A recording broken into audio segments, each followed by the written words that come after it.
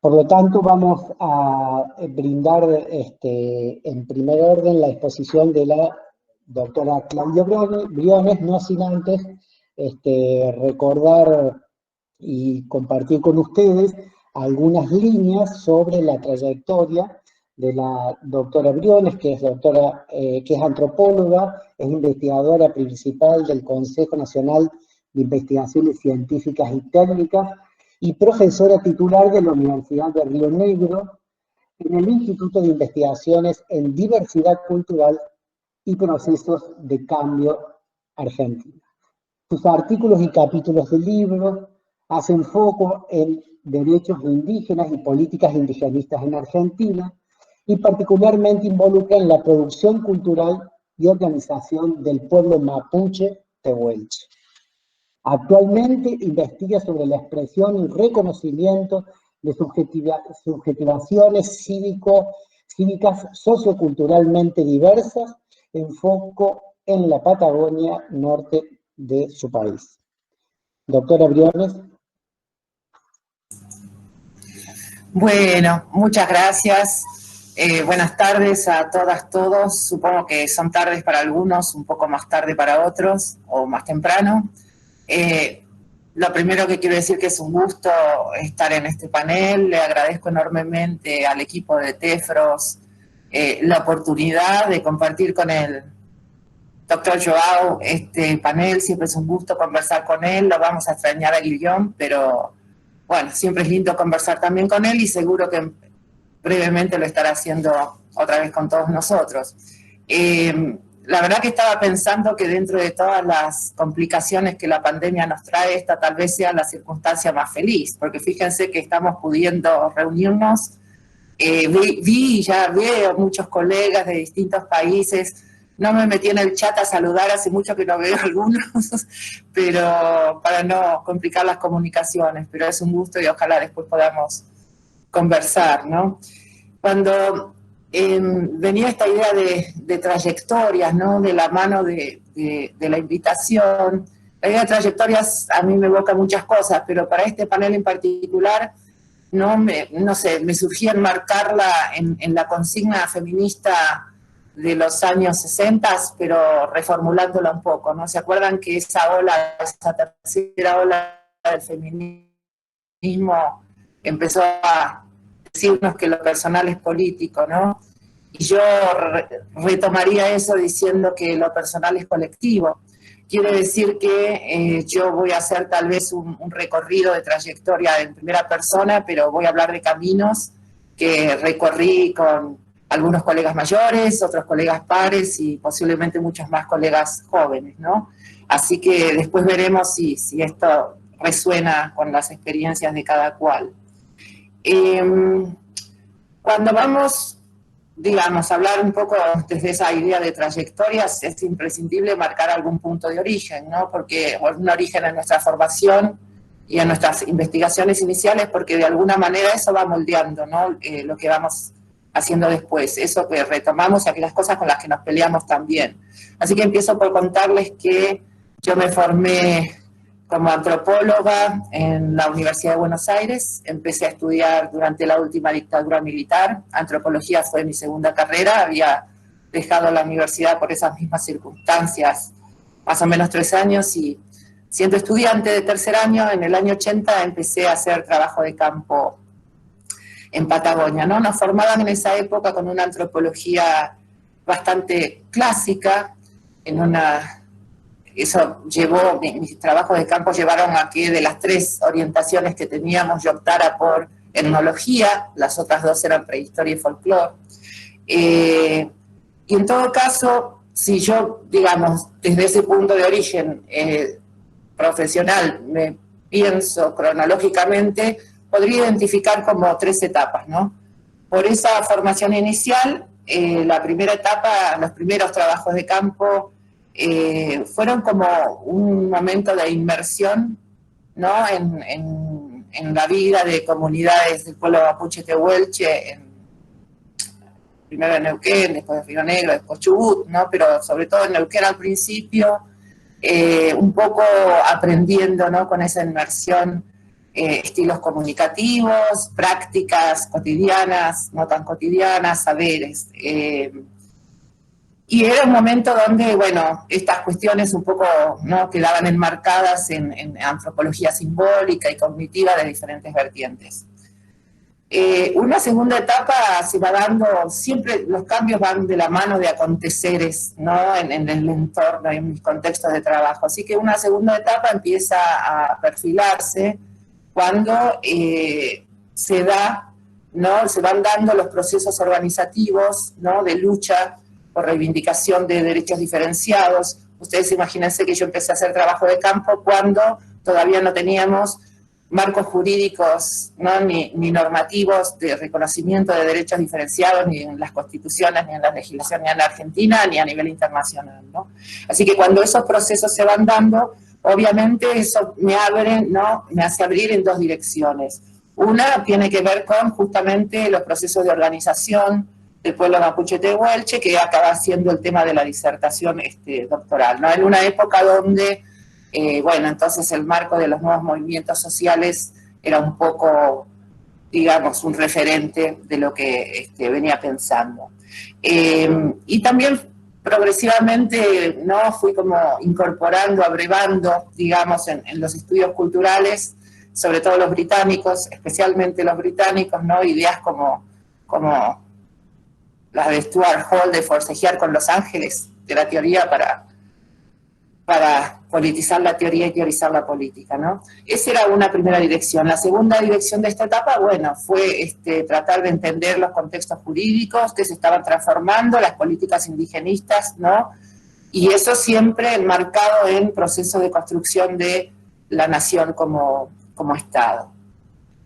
A su vez, y ahí vamos a la tercera etapa, en la medida en que esos procesos de reclamo y de recuperación de tierras, ¿no?, en Patagonia fueron escalando en conflictividades y judicializaciones, ahí empecé a trabajar en otras dos direcciones, más claramente. Una, la de mostrar cómo por historia y por las mismas políticas indigenistas estatales, se fueron dando diferentes procesos de formación de comunidad que no se correspondían en absoluto con la idea de comunidad indígena, ¿no?, que se demandaba desde los discursos jurídicos. Y por el otro lado, un poco con la idea de desachatar, ¿no?, las conflictividades,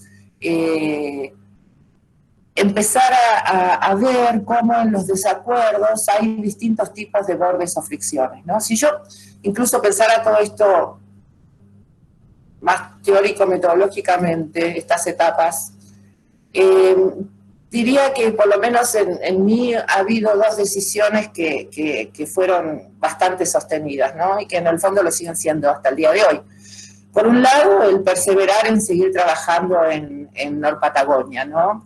Y eso hizo que, por un lado, que mis intereses de investigación se fueran adecuando a los distintos procesos que se iban dando, que se siguen dando al día de hoy, pero por otro lado creo que me permitió como, y me invitó a también como por acompañamiento, ¿no?, de esos procesos, reflexionar sobre la creatividad cultural, sobre sus posibilidades y sus imposibilidades, también sobre el peso de contextos más o menos estigmatizantes, ¿no?, en lo que hace a la plausibilidad, por ejemplo, de articular memorias públicas en voz alta o incluso autoidentificaciones, ¿no?, silenciadas. Así, de algún modo, a veces cuando algo, ¿no?, como ciertas autoidentificaciones o procesos de comunalización, a algunos les resultan muy sorprendentes, a mí no me resultan tan sorprendentes, ¿no?, eso que en general llamamos la reemergencia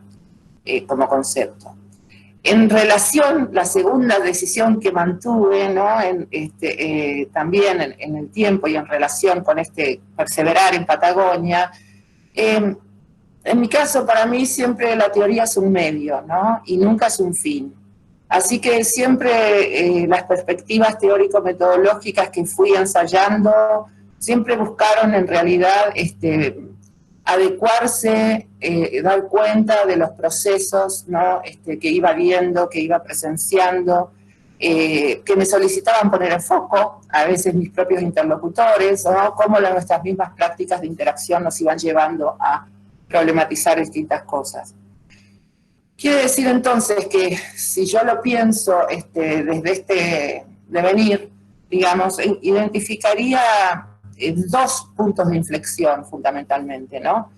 En un momento dado, y por ese inicio que les decía, yo encontré un tope, ¿no?, en la antropología simbólica, un tope tanto teórico como metodológico.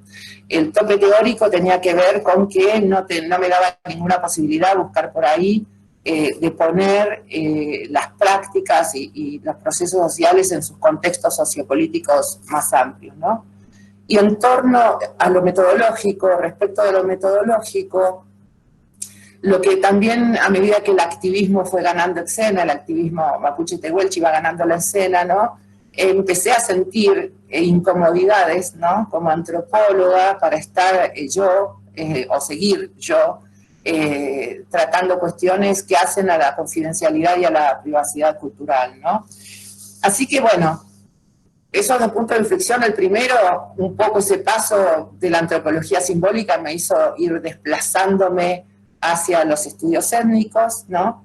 Eso me empieza a pasar a mitad de los 80 más o menos, y también, bueno, ahí van influyendo, como les decía, por un lado los procesos de lucha por reconocimiento, pero también un interregno en los Estados Unidos para la formación doctoral, que, bueno, me van como permitiendo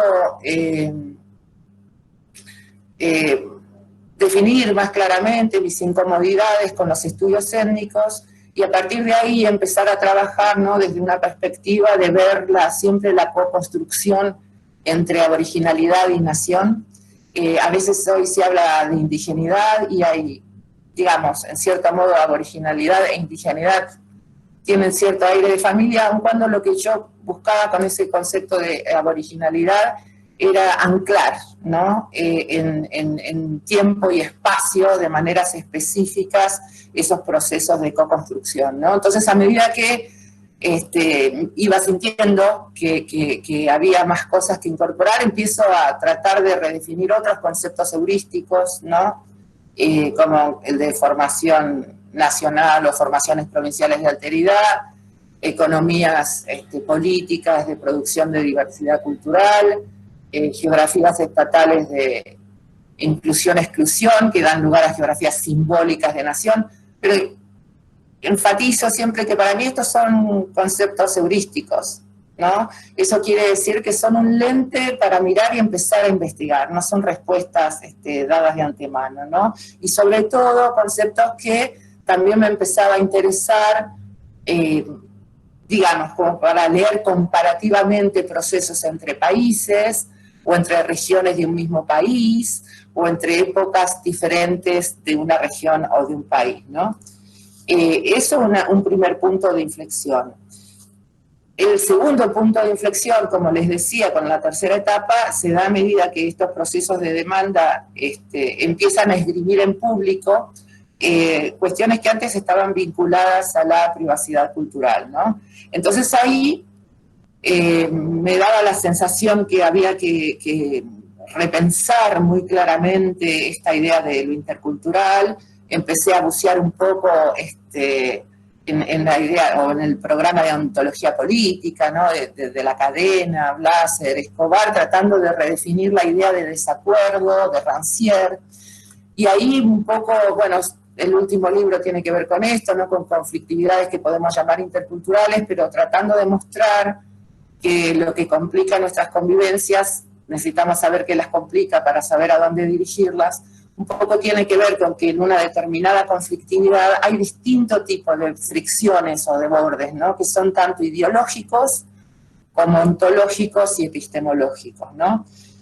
Y paralelamente a esto, y por una serie de aconteceres muy, muy propios de mi país, ¿no?, también empecé a repensar un concepto que nos fue, creo que a muchos en América Latina, muy, muy útil en los años 90, sobre todo, ¿no?, multiculturalismo neoliberal, neoliberalismo multicultural, lo que Guillaume define como etnogubernamentalidad. tratando de ver, ¿no?, por algo muy propio de Argentina, sobre todo, digamos, a partir del 2013 en adelante, recurrir un poco a la teoría política para ver cómo lo que llamamos el horizonte nacional y popular, que es tan propio de nuestro país, interfiere, puede escuchar o no las luchas por reconocimiento, ¿no? Y ahí, bueno, empezar a tratar de incorporar otras nociones para operativizar esto, como, bueno, ver cómo diferentes estilos hegemónicos construyen la idea de populus, o demos, o plebs, o redefinir, por ejemplo, la idea de performatividad cultural de Giudice, en términos de lo que yo empecé a llamar la performatividad política de los espacios públicos, para entender cómo se puede o no reclamar, ¿no? Y qué se escucha y qué no también, y qué está admitido en términos de escenificación de los reclamos y qué no.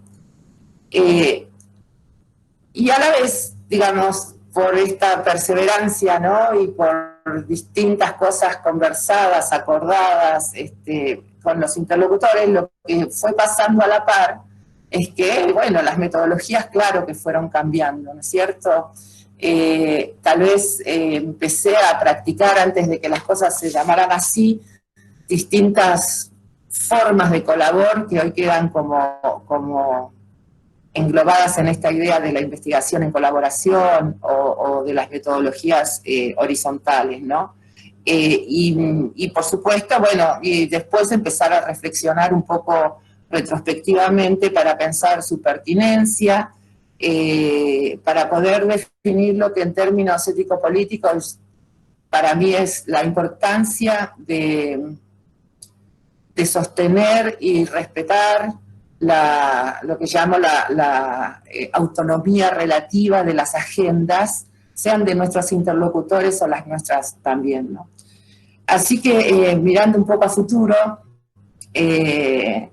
yo creo que yo identifico como 3 campos donde para mí tenemos que seguir como pensando colectivamente, ¿no? Por supuesto, además de desafíos imponderables que nos puedan acontecer, ¿no?, como por ejemplo esta pandemia, que nos está mostrando, ¿no?, la profundización de algunas dinámicas que tenemos muy conocidas y tal vez algunos efectos imprevistos, ¿no? Eso hay que estar atentos siempre, pero respecto de cómo digamos, en función de lo que estamos viendo y lo que vimos, hacia dónde yo dirigiría esfuerzos, y por un lado creo que debemos discutir mucho más y profundizar mucho más justamente esta cosa que acabamos llamando investigación colaborativa, o metodologías horizontales, o antropología pública comprometida, activista, ¿no? A veces tengo la sensación que esto que ya devino casi un mantra o mandato de nuestro quehacer como antropólogos y en otras ciencias sociales, lo discutimos uniformando lo que en verdad son situaciones muy heterogéneas que requieren que pensemos mucho más contextualmente, ¿no? Porque nos confrontan a distintos tipos de situaciones, de demandas de nuestros interlocutores e inquietudes nuestras también. Eso por un lado. Por otro lado, yo, digamos, por trabajar en Patagonia, donde prevalecen al día de hoy con mucha fuerza una serie de acertos de lo que fue todavía la etnología clásica, ¿no?, la etnología amateur como sentido común hegemónico, es que es muy difícil de desestabilizar. Creo que debemos seguir trabajando en esa dirección para ver cómo los desestabilizamos, ¿no? Digo, conceptos como el de la organización, las mismas identidades etnológicas. Hay muchos colegas que vienen trabajando en esta dirección y justamente se está conformando una red, la RINEPI, ¿no?, la red de investigaciones sobre estudios con pueblos indígenas. Muchos de los colegas que están ahora aquí están integrando esta red, somos más de 60 de distintos países.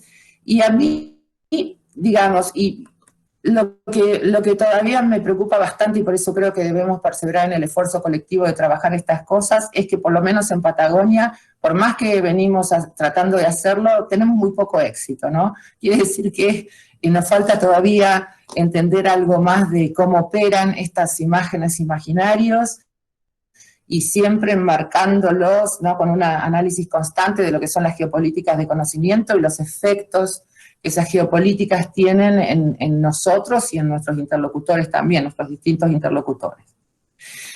Y tal vez por último, por lo menos lo que yo sé que voy a seguir haciendo, es seguir atentamente, ¿no?, las iniciativas de los pueblos indígenas, afrodescendientes y los movimientos sociales, porque al menos de ahí lo que yo encuentro es como ese desafío y esa inspiración para identificar qué es lo que nuestras teorías no logran explicar o no han tomado en cuenta, ¿no? Y siempre, por supuesto, eso de la mano de leer a la par de ordenamientos en el sistema mundo, ¿no? Están anunciando nuevos aconteceres críticos, que siempre los tenemos que tener como esos enmarcados, ¿no?, que debemos analizar para saber dónde estamos parados. Un poco para cerrar, yo diría que me sentí bastante interpelada por la conferencia que dio Bruno Latour en la Asociación Americana de Antropología en 2014, ¿no?, que él hizo un llamamiento a la antropología y a los antropólogos a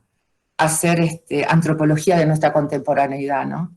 Y en estos son los puntos donde yo retomo ese desafío de saber que trabajamos con interlocutores que viven y que nosotros vivimos con ellos en esta cosa que estamos llamando el antropoceno. Así que, bueno, hasta ahí, muchas gracias. Muchísimas gracias.